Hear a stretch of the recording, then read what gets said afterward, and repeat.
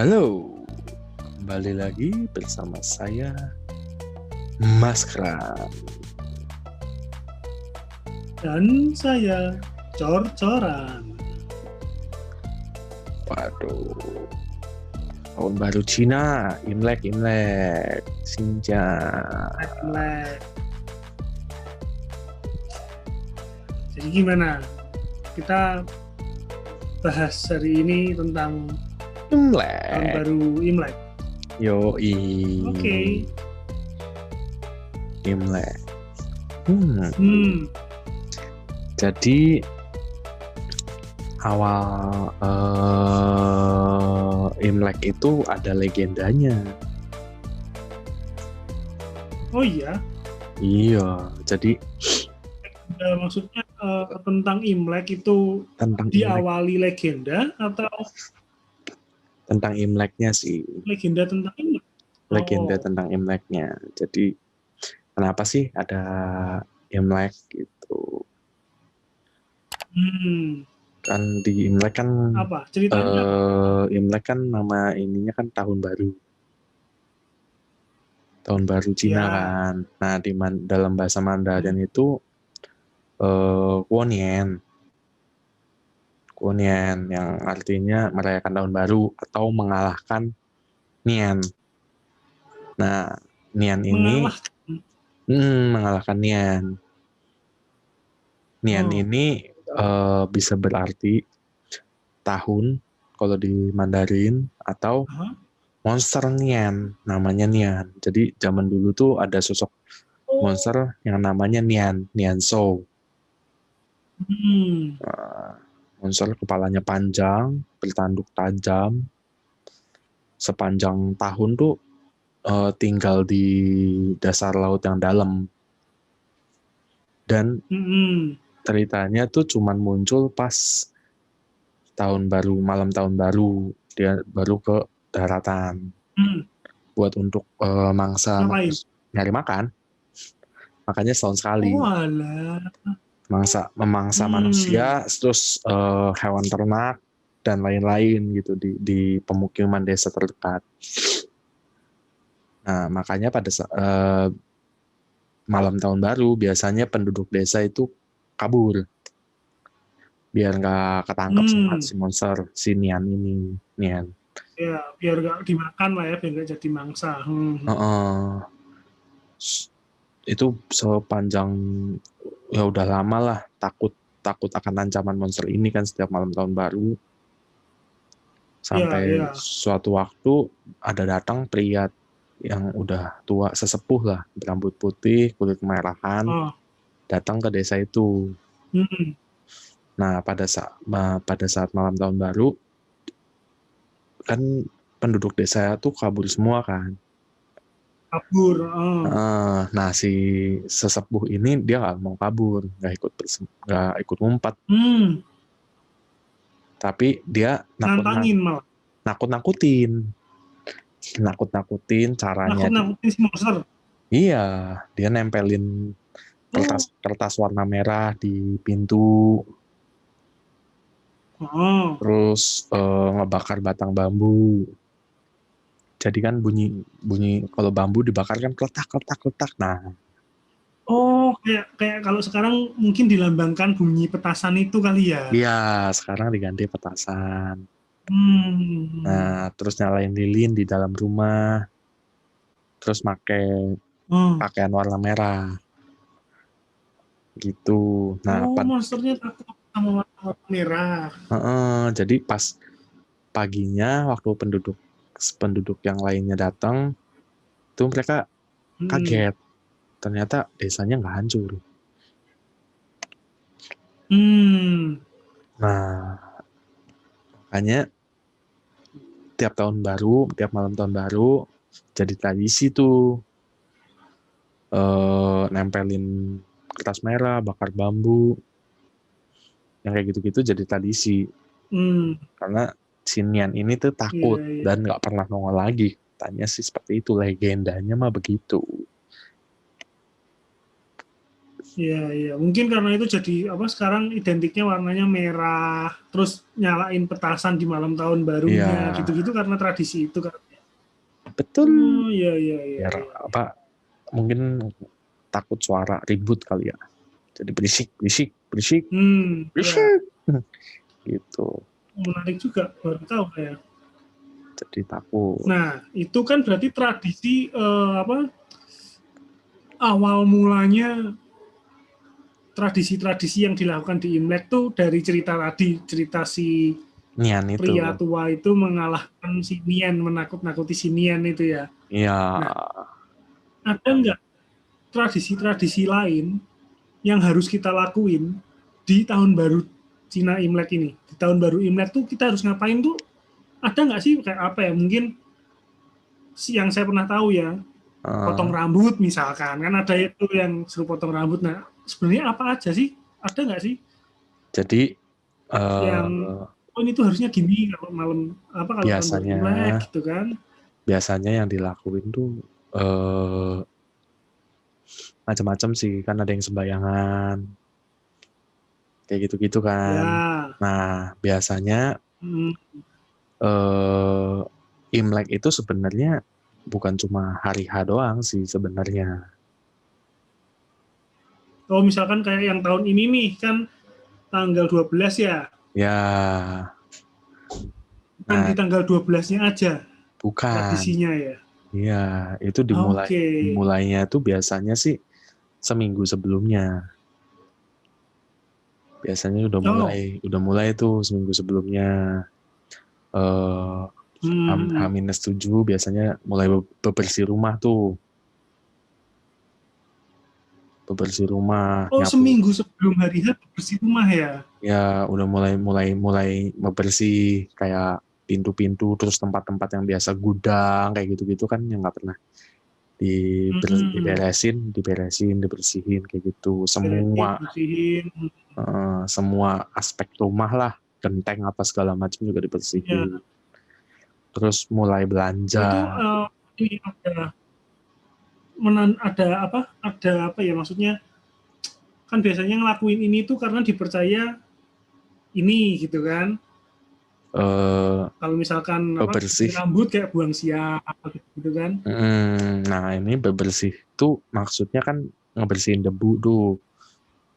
Berarti move on lah ceritanya, menyingkirkan hal-hal lama dalam yang lama ya udahlah ditinggalin, nyambut yang baru, move on ke tahun baru. Terus biasanya juga kan kalau Tionghoa kan, warga Tionghoa kan hemat ya, orangnya kebanyakan hemat tuh. Ya, walaupun nggak semua kayak saya sering jajan juga. Terutama zaman dulu lah ya, orang-orang dulu tuh biasanya kan hemat kan, karena hidup juga susah kan. Nah, biasanya mereka ya sama kayak Lebaran, belanja tuh. Dari makanan, cemilan, dekorasi Imlek, pakaian. Ya, nah itu biasanya orang-orang belanja udah kayak Natal, kayak Lebaran, itu mereka waktunya belanjanya mereka gitu. Dan mereka nggak ini royal di situ.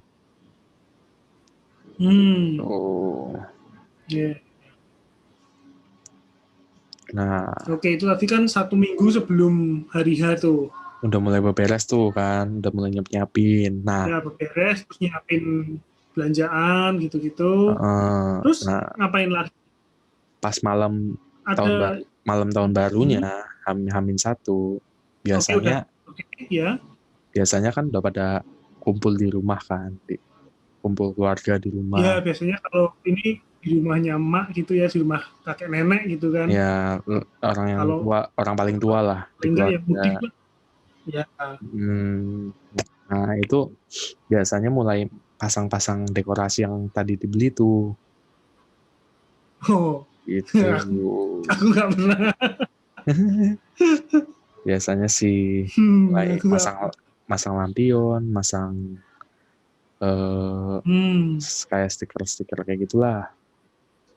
Dekorasi, terus nempelin gambar dewa penjaga pintu. Oh, iya. Itu pernah lihat gambarnya tapi itu nggak pernah ikut karena nggak pernah nempel-nempel sih memang. Ya, terus masang biasanya kayak kalau di film-film Mandarin kan ada tempelan merah di palang pintu tuh, tulisan-tulisan gitu, itu kan bait sajak musim semi. Puisi gitu ya? Ya, puisi gitu. Ya sajak lah, sajak bukan puisi sih, sajak sih. Pendek soalnya ya. Iya, cuma 2 frase kan, 5 karakter, paling 4-5 karakter, itu isinya harapan-harapan. Biasanya harapan-harapan di tahun baru yang ingin dicapai. Kalau dulu, zaman dulu mungkin tulis sendiri, kalau sekarang kalian mau udah belilah, udah beli gitu. Ya beli jadilah ya, tinggal tempel. Nah, itu juga punya maksud supaya roh jahat nggak masuk ke dalam rumah gitu. Oh, jadi intinya kalau H-1 itu mendekor rumah gitu ya? Ya, sama yang paling penting, habis dekor segala macam, makan bareng sama keluarga. Makan malam bersama gitu ya, kumpul ya? Ya, itu biasanya sih begitu sih. Terus ngasih angpau ke anak-anak. Paling ya ngobrol-ngobrol, bagi angpau bener. Bagi angpau dulu. Betul. Iya. Angpau, terus begadang kan sampai ya kayak biasa lah tahun baruan kan, begadang sampai jam 12 lah ya. Paling enggak sampai malam tahun baru gitu ya. Iya, gitu. Ya. Nah, baru pas hari H-nya main kembang api paling ya. Main kembang api. Yoi. Ya, main kembang api, terus sembahyang ke leluhur. Terus pakai baju baru. Gitu yang sih. sudah dibelanjain seminggu sebelumnya nanti itu ya. Begitu. Iya. Oke.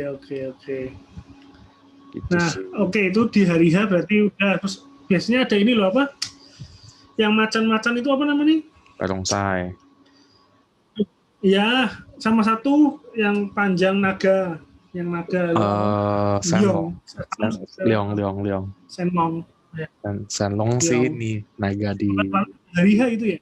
Naga di Dragon Ball, Senlong.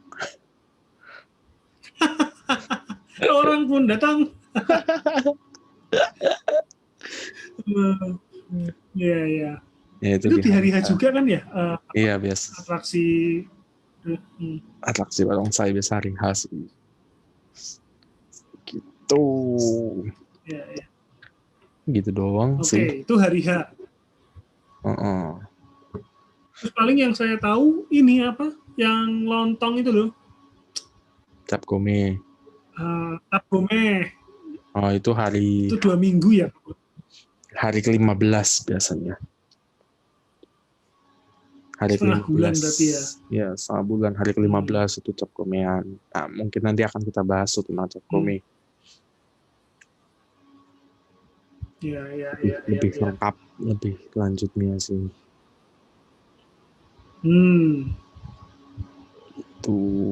Itu tentang Imlek. Nah, itu kan hal-hal yang biasa dilakuin. Nah, jangan lupa ada juga yang nggak boleh dilakuin tuh. Nggak boleh. Jadi pasti. Ini beberapa aku ada yang tahu sih, pernah tahu, cuman ya nggak tahu bener atau enggak. Cuma yang pertama. Kayak motong rambut aja tuh sebenarnya boleh atau enggak, saya lupa. Hari H nggak boleh. Oh, jangan di hari H-nya. Jangan di hari H-nya. Jadi yang pertama itu tapi ini kan udah nggak dilakuin juga sih. Nggak boleh nggak boleh minum obat di hari pertama. Iya, di hari pertama tahun baru itu tidak boleh minum obat. Karena kalau dia minum obat, menurut keyakinannya tuh sepanjang tahun bakal jatuh sakit. Lah kalau pas hari hanya emang lagi sakit gimana? Nah itu makanya kan udah nggak dilakukan lagi kan. Enggak. Iya. Nggak semua bisa dilakuin di masa sekarang lah ya. Ya, terus yang Jadi kedua, perkembangan zaman juga. jangan buang sampah, nyapu, bebersih itu nggak boleh. Nggak boleh bebersih di hari hanya ya. Di hari H, karena mau seminggu sebelum gitu ya. Ya kan, makanya kenapa seminggu sebelumnya udah bebersih, karena hari H itu nggak boleh, karena dianggap ngusir rezeki. Kan kegiatan nyapu kan jadi ikut buang gitu ya, ya, disapu-sapu gitu ya. Buang sampah juga nggak boleh. Ya. Oke. Terus sarapan nggak boleh makan bubur. Hah? Karena anggapannya di hari nggak boleh makan bubur. Iya, karena anggapannya bubur itu makanan orang miskin. Sarapan buat orang miskin kan zaman dulu kan susah beras. Zaman dulu kan susah beras. Bubur ada yang mahal. Itu zaman dulu susah beras, jadi masak beras biar kenyang, banyakin air, jadilah bubur. Gitu. Jadi istilahnya tuh di awal tahun baru jangan memulai dengan hal yang negatif gitu ya. Ya. Nggak boleh sarapan dengan bubur, terus nggak boleh cuci baju sama keramas. Mandi tapi tetap boleh kan? Mandi boleh, tapi nggak boleh keramas. Mandi boleh. Cuman nggak boleh keramas, oke. Itu kalau cuci baju pada hari pertama dan kedua setelah tahun baru, itu nggak boleh karena kedua hari ini tuh dirayain hari ulang tahun Dewa Air, katanya. Terus kalau misalnya keramas kalau dalam bahasa Mandarin kan rambut itu tofa. Memiliki pengucapan dan karakter yang sama dengan Fat Chai yang artinya sukses, sejahtera. Dengan kita yang di Gongsi Fat Chai itu ya. Nah, kalau kita keramas kan kita mencuci kayak buang mencuci ininya kan, kesejahteraannya gitu loh. Jadi dicuci bersih kesejahteraannya. Itu nggak boleh. Terus nggak boleh jahit. Nggak boleh jahit. Ini sih kenapa? Intinya sih yang saya pernah tahu ya, itu nggak boleh. Intinya nggak boleh luka, nggak boleh ada alat yang rusak juga, karena dianggap nggak bawa apa namanya, nggak hoki. Petlak, hoki lah orang ngomong gitu. Oke. Terus ada lagi misalnya anak perempuan yang sudah menikah, itu nggak boleh. Misalkan maskeran udah nikah nih. Nah, istri berarti saya si istrinya nggak boleh ke mertua, nggak boleh ke orang tuanya. Nggak boleh ke orang tua si istri. Nggak boleh ke orang tuanya perempuan. Tapi ke orang tua maskeran boleh? Boleh. Itu hari H. Di hari H. Hari H. Jadi hari H itu ke orang tuanya pihak cowok. Oke. Nanti hari kedua baru ke pihak cewek. Soalnya kalau hari H, hari pertama ke pihak cewek, itu diyakini membawa nasib buruk kepada orang tua pihak cewek sih, gitu. Padahal mungkin ini pendapat saya ya. Ini larangan ini tuh dibuat supaya yang udah married itu nggak ribut. Yoi. Bisa jadi. Jadi udah hari H itu ke orang tua si cowok, baru setelah itu ke si cewek. Udah. Apalagi kenapa kan kalau hari H ke cewek siang nanti? Enggak, padahal kan budaya patrialisme juga kan. Ya. Itu.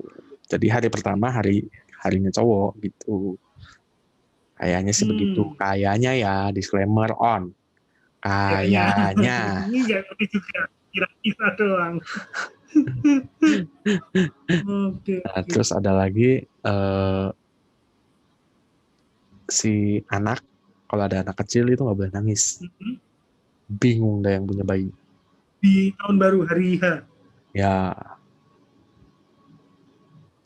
Nggak boleh nangis. Terus nggak boleh potong rambut yang tadi Con-Coran bilang.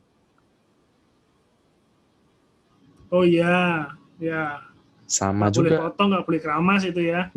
Sama itu kan Tova sama Faca itu yang tadi. Terus nggak boleh rumah sakit kecuali benar-benar urgent. Ya. Sama takut ya itu yang negatif-negatif lah. Penyakit? Ya penyakit. Takutnya nanti setahun itu udah sakit-sakitan kayak gitu-gitulah intinya sih. Oh ya, percayaan itu ya. Ya intinya sih nggak boleh. Jangan menghindari yang negatif. Iya. Terus nggak boleh pakai. Ya intinya awali tahun baru dengan hal yang bagus, yang positif gitu ya. Yoi. Gitu. Terus yang paling penting jangan ngasih kado tahun Imlekan itu gunting dan cermin karena memiliki makna yang tidak baik. Oh. Gitu. Pokoknya selain gunting sama cermin. Gunting sama cermin. Terus pakai baju juga kan udah jelas kan pakai baju baru. Nggak boleh pakai merah, putih. Pak, ya? Ya, nggak boleh putih sama hitam. Lah, kalau hitam kan biasanya buat orang layap. Kalau putih? Sama. Buat sama? Buat ini duka cita. Ya, kan biasanya orang-orang pihak keluarga kan pakai baju putih. Oh iya, betul. Iya, betul. Baju duka, jadi nggak boleh. Oh iya. Itu paling aman udah merah gitu lah ya, gampang aman ya. Semuanya harus happy, harus bahagia, harus positif di awal tahun baru. Gitu. Intinya sih itu. Itu. Nah, berarti tahun baru ini aku kan belum nikah. Jadi aku nggak perlu ngasih maskeran angpau kan. Enggak dong. Atau gimana sih aturannya, gimana sih sebenarnya? Angpau sih kalau setauku sih yang sudah nikah. Biasanya sih yang udah nikah ngasih ke yang lebih ini. Cuman kalau kayak kita udah kerja, udah bisa menghasilkan itu ngasih ke orang tua lah. Itu ya.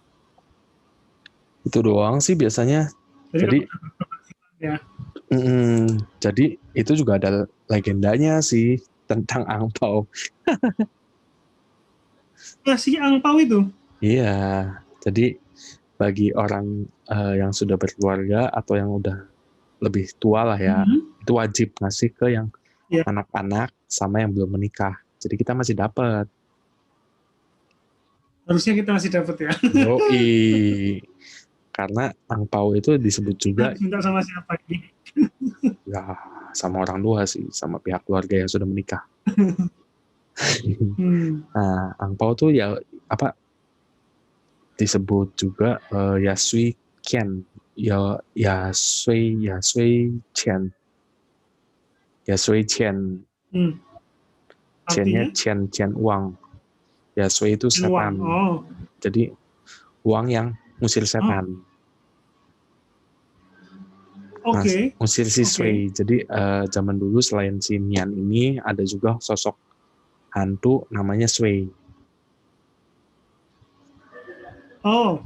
Nah, Ya, si Sui ini juga si sama. Sui ini ngapain nih? Keluarnya malam tahun baru tuh buat takut-takutin anak-anak kalau lagi tidur. Jadi kalau misalnya anak-anak yang didatengin sama si Sui, ini takut banget. Jadi teriak aja nggak bisa. Gejalanya demamnya jadi demam tinggi, terus bisa gangguan mental. Ya istilahnya anak-anak apa ya dulu ya, step ya, kena step ya. Step demam tinggi yang bisa ganggu otak. Ya. Tuh, nah biar anak-anak ini aman, harus si orang tua tuh harus nyalain lilin, berjaga sepanjang malam. Biasanya dulu seperti itu, sampai suatu waktu ada keluarga pejabat, orang tuanya ini ngasih 8 keping uang logam jadiin buat mainan anaknya, biar si anaknya nggak. Ini belum mengenal angpau kan, dia ngasih cuma buat mainan kan? Iya, biar anaknya tetap bangun, nggak ketiduran gitu loh. Jadi terhindar dari kan ngeganggunya pas tidur, dikasih mainan tuh duit logam itu biar nggak tidur. Nah sama kalau sekarang mah gampang, kasih aja gadget atau PS gitu kan, PS5 dong. orang tuanya yang nggak tidur itu pusing. Oke, terus habis dikasih uang, nah si anak tuh ngebungkusin uang logam itu pakai kertas warna merah.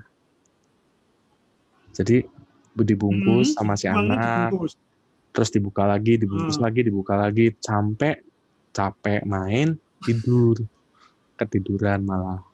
Akhirnya ketiduran. Terus sama si orang tuanya itu, si kepingan 8 keping uang logam itu dibungkus lagi pakai yang kertas merah tadi, terus diselipin ke bawah bantalnya si anak. Oke. Di bawah bantal si anak yang lagi tidur, bantalnya anaknya. Nah, si hantu si Sui ini datang nyoba nyentuh, gangguin, pengen nyentuh dahinya si anak. Ke-8 keping uang logam itu memancarkan cahaya yang kuat sampai si Sui itu takut, terus kabur. Gitu. Jadi ke-8 keping uang ini uang buat pelindung gitu ya? Iya, jadi 8 keping ini, keping uang logam ini jadi sosok 8 peri pelindung buat anak kecil gitu. Jadi ya itu wajib ngasih angpau supaya jadi agar tetap aman dan membawa keberuntungan gitu. Berarti sebenarnya angpau itu sedikit ya? Paling kalau di kita 8.000. Apanya? Lah kan 8 uang keping logam kan? 8 keping emas kok. Uang logam ya. Yang warna emas. Enggak sih. 500-an dong. Enggak sih. Enggak diomong emas sih. 8 keping uang logam. Kan? Kalau dikasihnya 100-an 800 perak coy. Iya, paling mahal 8.000 loh. Kita kepingan paling mahal 1.000 loh.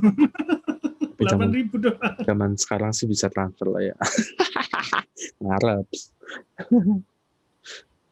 Gitu. Jadi itu legendanya angpau. Itu legenda. Makanya kenapa harus ngasih angpau ke anak-anak untuk melindungi anak-anak dari si setan itu tadi ya. Seperti Sui. Nah. Oke. Hong Pao sih. Hong Pao kan artinya hung merah, hung kan merah. Pao tuh bungkusan, jadi bungkusan merah, amplop merah. Gitu. Oh, artinya tuh dari situ. Yoi. Angpau bukan bahasa daerahnya kalau angpau. Gitu. Cuman lebih banyak orang kenal angpau. Terus Mas Keran tahu nggak? Maksudnya kadang tuh temen yang udah punya sepupu gitu kan, bukan sepupu, keponakan gitu kan. Itu kadang ada yang nanya, kalau ngasih angpau buat sepupu berapa ya? Nah, Ya, kan aku bingung ya. Satu, aku nggak pernah ngasih angpau ke keponakan karena belum punya keponakan. Dua, ya menurutku ya seikhlasnya aja kali ya. Nah, itu gimana sebenarnya? Apa kalau ya udah misalnya, seikhlasnya atau? kalau sebenarnya sih ya, ini kita bahas angpaunya dulu lah ya. Jadi sebenarnya maknanya itu merah, intinya warna merahnya. Karena merah itu Kan simbol, uangnya. merahnya itu simbol energi, kebahagiaan, keberuntungan. Jadi kita ngasih kebaikan lah, harapan yang baik dan keberuntungan ke orang gitu. Jadi Ya. maknanya itu sebenarnya itu bukan nilainya. Karena Jangan dilihat nilainya. oleh karena itu biasanya kalau dikasih angpau nggak boleh dibuka di depan orang yang ngasih. Itu nggak sopan. Nggak sopan kali. Apalagi kalau habis itu, habis ngebuka ngomong pelit isinya dikit, nah itu lebih nggak sopan lagi. Buset dah. Itu sih bukan sopan lagi ya, diri namanya. Nah, gitu. Jadi ya itu sih yang tadi kan, yang intinya uang yang buat ngusir kejahatan lah, ngusir ya sesuatu yang jahat lah intinya sih gitu. Nah, yang berdasarkan tradisinya sih biasanya sih kalau udah bisa menghasilkan atau punya penghasilan sendiri itu udah waktunya ngasih angpau. Ngasih angpau tuh buat jalan berbagi berkah. Tapi biasanya kalau yang belum nikah gak usah gitu. Ada kebiasaan seperti itu. Ada, jadi tradisinya macam-macam sih. Nah, terus biasanya kita juga yang meskipun udah nikah kadang masih dapat dari orang tua atau kakek nenek, tetap dapat angpau. Lambang tetap dikasih walaupun sudah nikah dan bekerja ya. Iya, lambang cinta dari orang tua kepada anak lah. Gitu. Karena kan yang sebenarnya dikasih itu lambang merah ini loh, lambang kebahagiaan buat tahun mendatang ini kan. Iya. Kan ngasih uangnya sebetulnya ya. Iya. Biasanya sih ada yang ngasih ke orang yang biasanya dikasih kan ke pihak yang lebih tua. Terus kepada generasi anak muda yang masih belum punya penghasilan. Terus biasanya kepada masih anak sekolah atau kuliah gitu ketika kepada anak sendiri. Ya. Ke pegawai. Kebijakan sih ya, ini kan nggak kebijakan lah, itu kebijakan perusahaan lah, mau ngasih nggak apa-apa, terus kalau kasih ke anak-anak lain yang di komplek, jadi kayak bagi-bagi lah intinya sih gitu. Untuk aja gitu ya. Terus untuk nominal biasanya sih nggak ada patokan sih, intinya ngikutin kemampuan aja sih, jangan memaksakan juga sampai ngutang-ngutang. Yang penting ikhlas.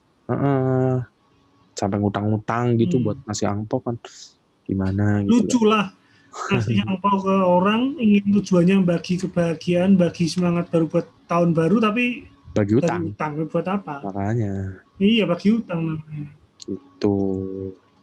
ya. Jadi nggak ada ini ya, patokan ya, misalkan ya mau kasih keponakan 50.000, kalau sanggupnya 50.000 boleh. Biasanya sih ke orang tua 1-4 jutaan.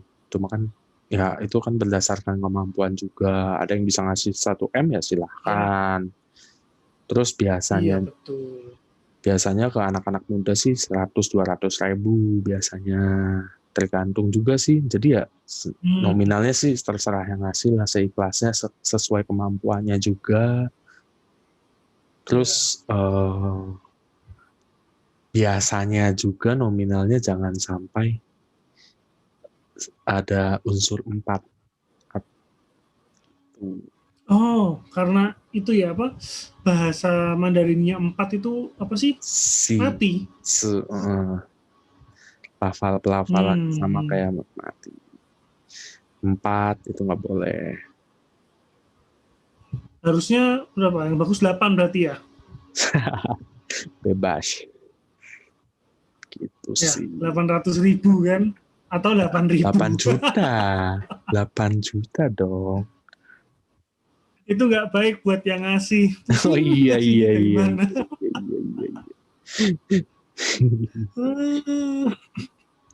Nah, biasanya kalau saya dikasih sih 8 juta ya sukarela lah ya. Kami terima dengan senang hati. Gitu. Yep. Yang mau ngirim angpau, ini nomor rekeningnya. Harap. Nanti kita cantumin lah ya.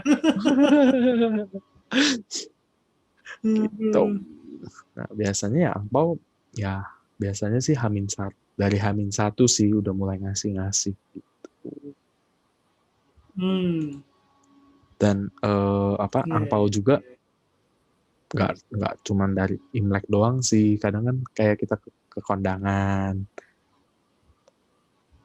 kayak gitu-gitu juga ngasih angpau. Ya. Ngasih angpau. Istilahnya mengucapkan selamat terus berbagi berkah dan keberuntungan gitu. Iya. Nah, terus ada aturan tidak tertulis lah. Oh, ini saya ada yang pernah tahu. Uang harus baru. Harusnya nggak boleh uang bekas. Ya, uang itu harus baru. Tapi kalau misalkan buat kondangan susah. Ya, diusahakan yang kalau terbaik harus uang lah. Baru gitu maksudnya. Diusahakan yang terbaik lah. Jangan yang lecak umel gitu kan nggak enak. Oh iya, gitu. Itu ya iyalah. Biasanya sih saya uang yang baru dari ATM. Nah, terus jangan pakai uang logam. Nggak niat ngasih soalnya. Karena sudah ketahuan. Ngasih angpau. Pelit. Iya. Krek. Kayaknya isinya 10, paling gede 10.000 ini mah. Jadi recehan kan gitu loh. Nah, terus yang tadi kecuali ngirimnya pakai ngirim pakai transferan gitu. Nah, kalau terus yang tadi saya bilang nggak boleh angka 4.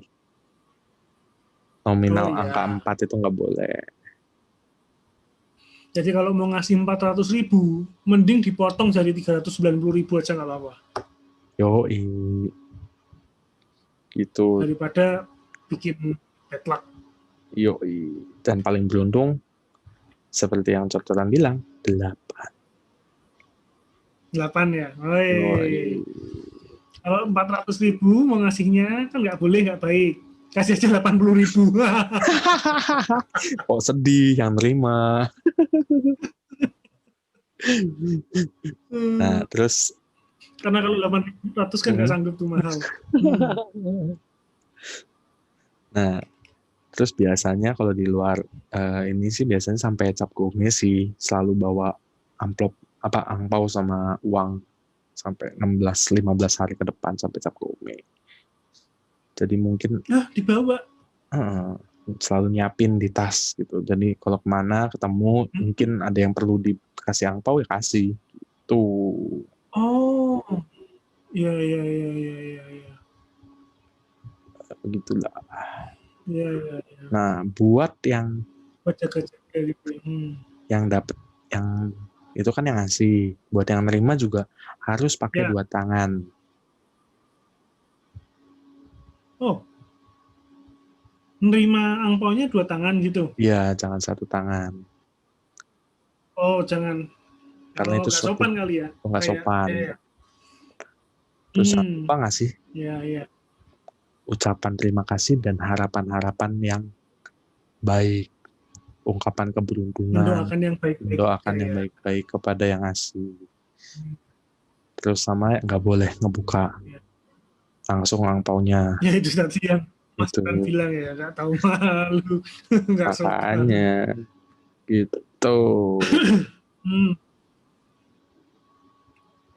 Iya. Nah, jadi kalau Mas kan mau ngasih saya angpau nggak? Saya kirimin angpaunya aja nanti, tenang. Angpaunya kan ya, bukan uangnya. Angpaunya kan maknanya adalah angpau kan ya. Angpau ya. Bungkusnya kan sebenarnya. Bungkus ya, betul. Nah, ini ada saya nemu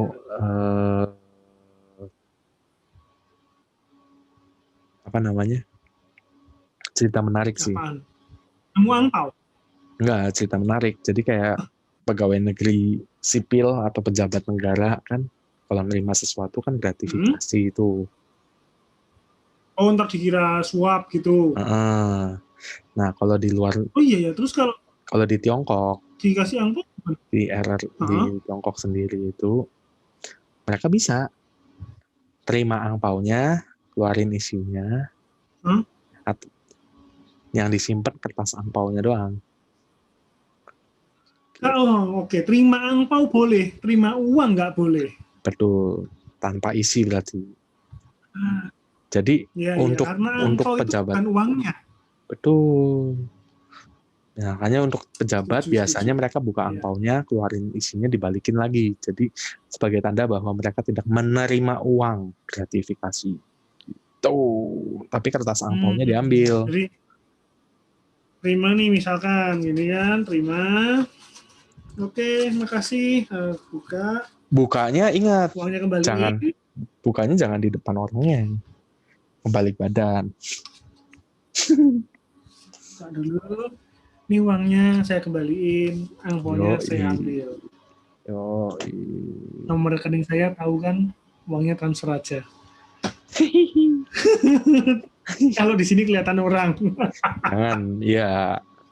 Nanti diam-diam aja di belakang. Gitu ya. Lewat transfer aja. Transfer nanti dicek sama PPATK. Bahaya. Oke. Ada. Tuh. Oke, jadi itu tentang angpau ya, barusan yang dibahas maskeran.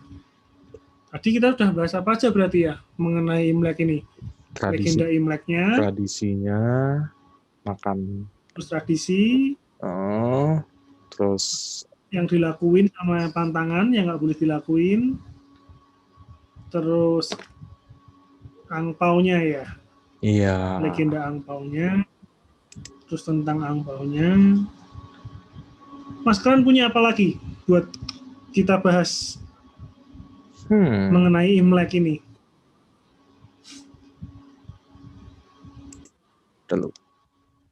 Nah, apalagi ya? Yang menarik. Makanan. Kalau makanan menarik memang. Tentu saja itu sangat menarik.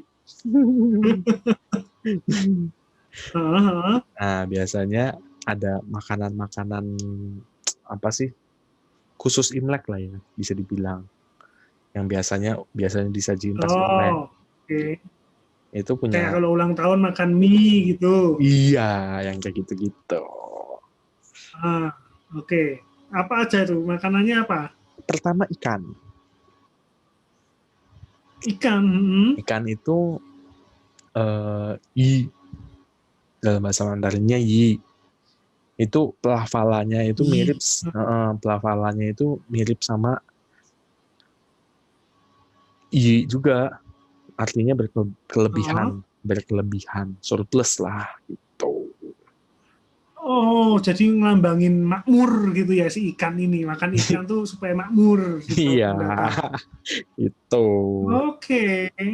Jadi supaya ada surplus lah. Jadi ikan nih. Ya, ada surplus. Tapi ikannya juga ada macam-macam tuh. Pelafal bisa ikan emas, bisa jenisnya. Bisa ikan karper. Terus bisa juga ikan lele. Oke. Jadi itu juga diambil dari pelafalannya juga. Bisa juga 2 ekor, makan ikan 2 ekor. Gitu. Jadi, ya kalau ikan mas itu kan ci. Kalau pelafalannya ngomongnya salah, maklumin ya. Bisa dicari di Google lah pelafalannya gimana. Saya sih nggak berani ngomong karena udah pasti salah. Ini sok pede aja sih. Nah, itu kenapa ikan mas? Pelafalannya itu beruntung. Sama dengan kata Mandarin yang artinya beruntung. Itu ikan karper. Li itu artinya kado, hadiah. Jadi kado keberuntungan. Oh, jadi tadi apa kalau aku nggak salah dengar kan ci apa? Bacanya? Ci Yi-nya kan I-nya ikan. Ikan kan tadi yang tadi mirip surplus. Sama surplus. Berkelebihan. Berarti yang kan itu 2 kata, yi-nya ikan, surplus. Ininya tuh mirip sama beruntung kalau ikan I-nya mas. Beruntung. Kalau ikan karper ininya kado. Kado, hadiah. Hadiah yang berlebih. Gitu. Iya. Kalau ikan lele nien kayaknya lo ya. Itu niennya kan sama kayak nien tahun pelafalannya. Jadi tahun yang surplus, tahun yang berlebih, berkelebihan, berkelimpahan lah, tahun yang bagus. Nah, terus ada lagi yang makan 2 ekor ikan, satu di malam tahun barunya, satunya lagi di tahun barunya. Jadi tahun lalu surplus, tahun depannya surplus, tahun depannya lagi surplus lagi. Jadi tiap tahun surplus terus, intinya sih begitu. Analoginya. Berarti buat teman-teman, saya sarankan makan ikan lele malam tahun baru dan di hari tahun baru. Kenapa ikan lele paling murah? Tapi kalau ikan lele paling murah artinya ada lagi loh. Biasanya kalau ikan lele, kadang kalau yang ini dibagi 2, 1 ekor aja cukup, dibagi 2. Bagian atas dimakan malam tahun barunya, sisanya disantap pada hari hanya. Oh, sama aja itu? Sama, bisa kayak gitu. Malah ngirit. Nah itu cukup ikannya 1, lele. Oke, bisa malah ngirit gitu. Oke. Terus biasanya juga ikan tadi kan ya itu surplus. Nah, tapi ada beberapa biasanya emang ada bagian menjadi hidangan terakhir yang enggak, yang disisain lah intinya sih, nggak boleh dihabisin gitu. Biasanya kayak ada di posisi apa di Cina sendiri, di Tiongkok sendiri, kepala ikan itu harus ngadep ke tamu yang paling tua, paling dihormati, yang paling istimewa gitu. Tata cara penyajiannya ya. Terus harus nunggu yang tamu yang istimewa tadi makan dulu, baru yang lain boleh makan. Oke. Jadi tamu yang dihormati ini yang harus memulai makan gitu ya? Ya. Terus posisi ikan itu nggak boleh pindah. Oke. Jadi sama terus yang bagian kepala sama yang ada bagian ekornya itu harus minum sama-sama.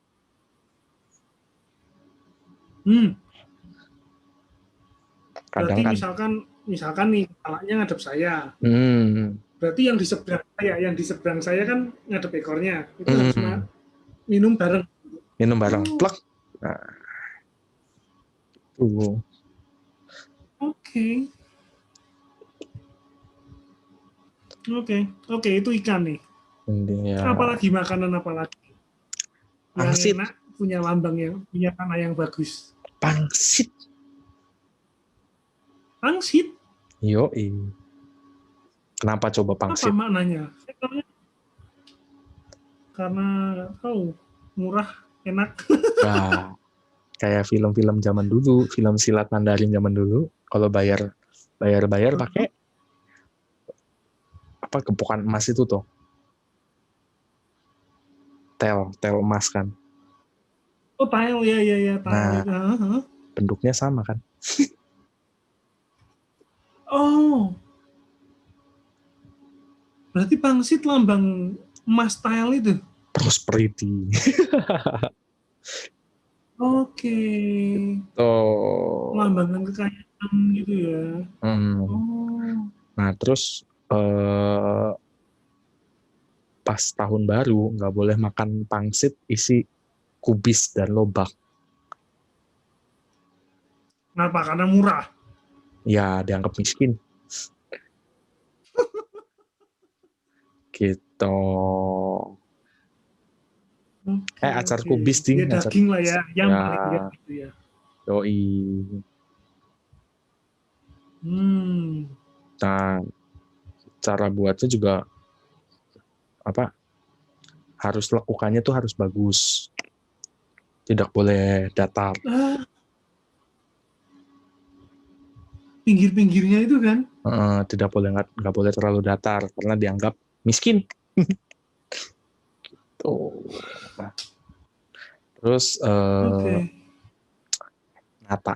penataannya juga harus sejajar, ditata sejajar, nggak boleh melingkar gitu. Oh, jadi gini gitu ya? Apa ya gini ya? Ditata ini ya? Ya ditata begitu. Karena kalau misalnya melingkar dianggap berputar dalam kehidupan, tidak move on. Oh, di situ aja. Oh. Tidak move on. Ya. Gitu.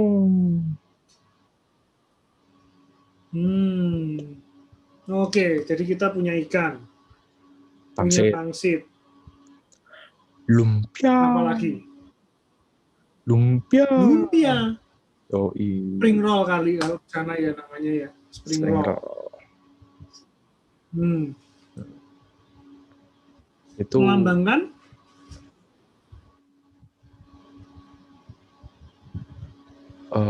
apa ya namanya?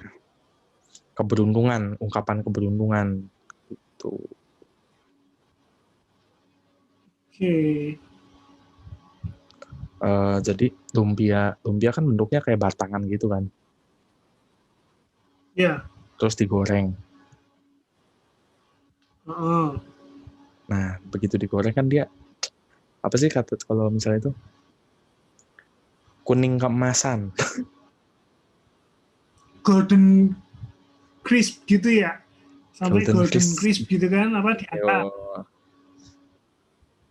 Coklat keemasan dimasak sampai coklat keemasan gitu. Terus delicious. Ya. Terus maknanya apa? Hubungannya apa? Kayak emas batangan. Oh. Simple ya. Simbolisnya. Oke. Iya. Ada lagi kue beras. Golden crispy and delicious. Oke. Apa kue beras? Kue beras ketan.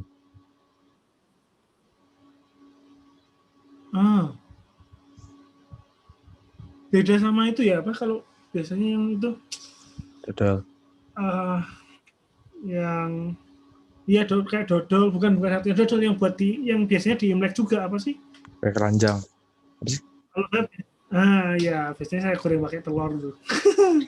Bukan itu kue beras ketan. Beda sih. Oh itu? Beda sih. Beda ya. Apa sama ya? Sama deh kayaknya. Nyangau. Nggak ngerti juga sih. Nah biasanya ini dibikin dari gede ke kecil pokoknya dibikin sampai tinggi. Gitu. Oh dibikin kayak tower gitu. Ya, jadi intinya kita dalam kehidupan terus maju, naik ke atas.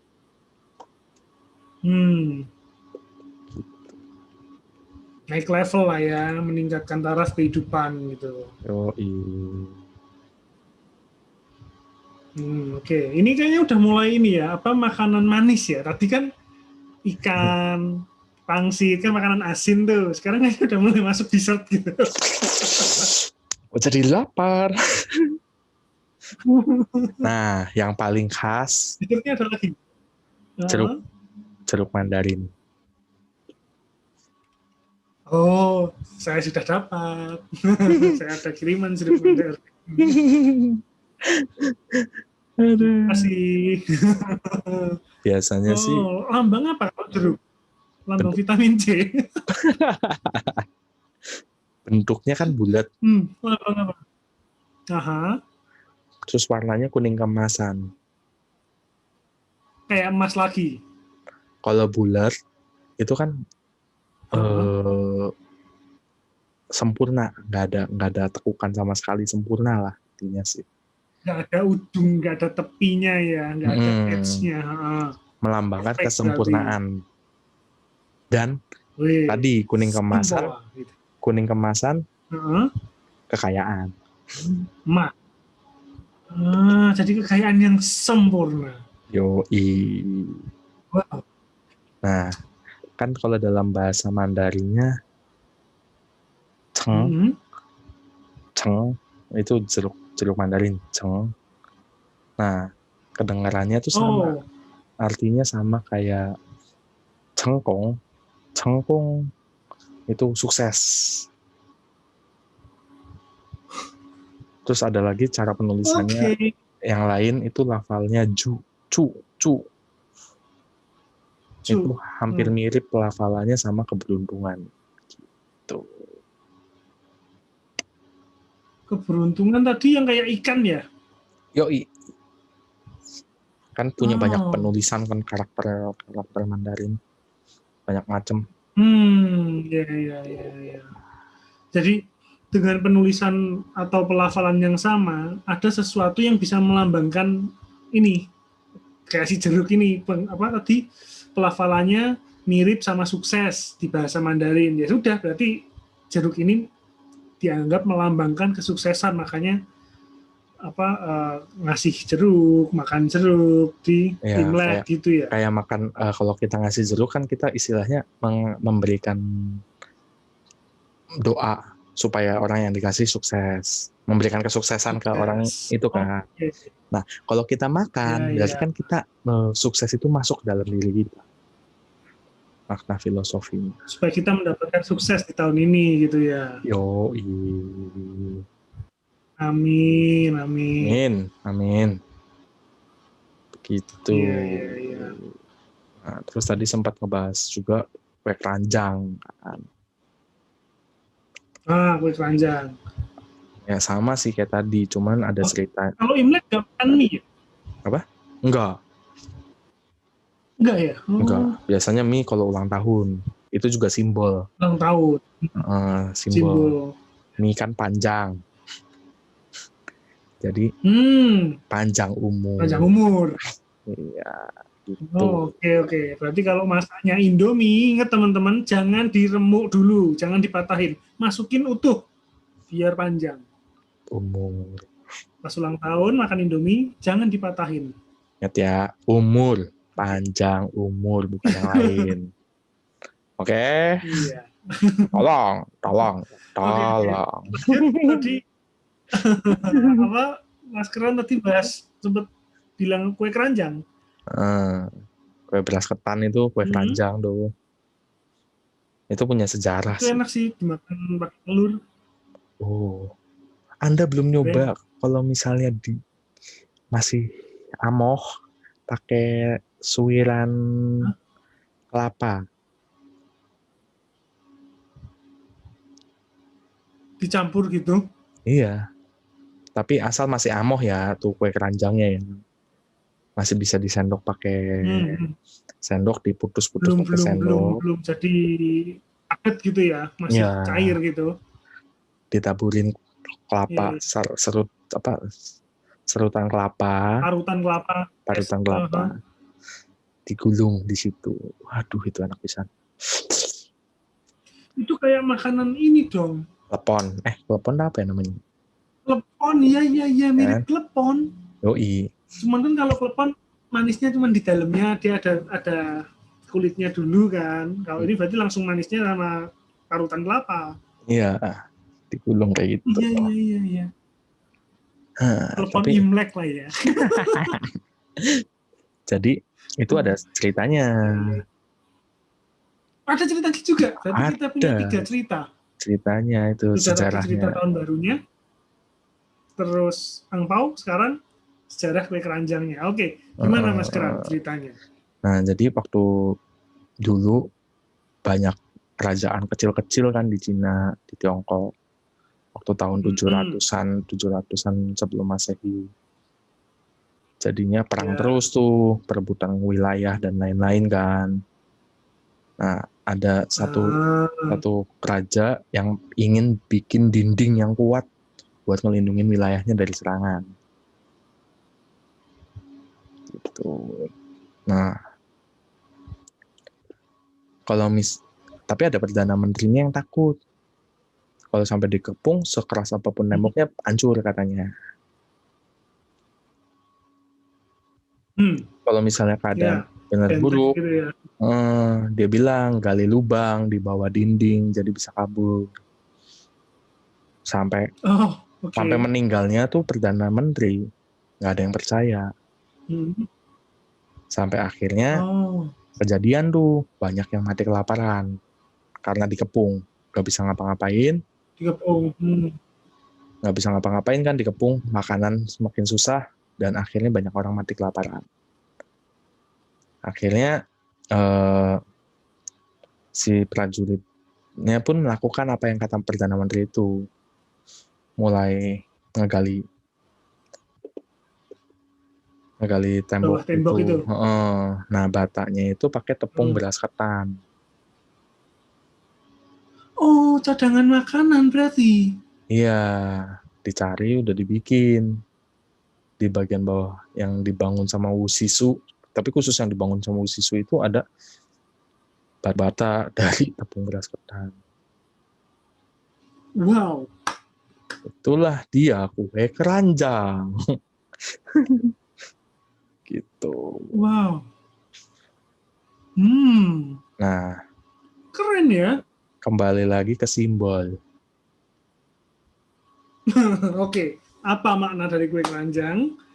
Simbol terlepas dari kelaparan kah? Ya itu, pendapatan yang lebih tinggi, jabatan yang lebih tinggi, anak-anak berkembang dengan lebih baik, menjanjikan berarti lebih sejahtera ya. Ya, tahun yang lebih beruntung. Amin. Semoga semuanya makin sejahtera. Amin. Yoi.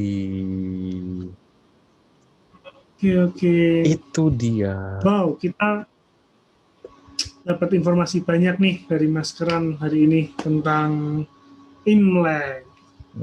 Mulai dari sejarah, cerita tadi ya, cerita tentang Imleknya, tentang angpaunya, barusan tentang kue keranjang, terus tradisinya, pantangan-pantangannya, tentang angpau, walaupun dia bahas tapi nggak ngirimin saya angpau. Nanti saya kirimin angpaunya, tenang. Oh iya, udahlah nggak usah. Tapi kamu kirim angpaunya lebih mahal ongkirnya. Tapi Anda kirimin isinya. Boleh lah. 8 kan? Iya 8. Nggak boleh logam loh. Iya. 8.000 kan bisa. Oh iya.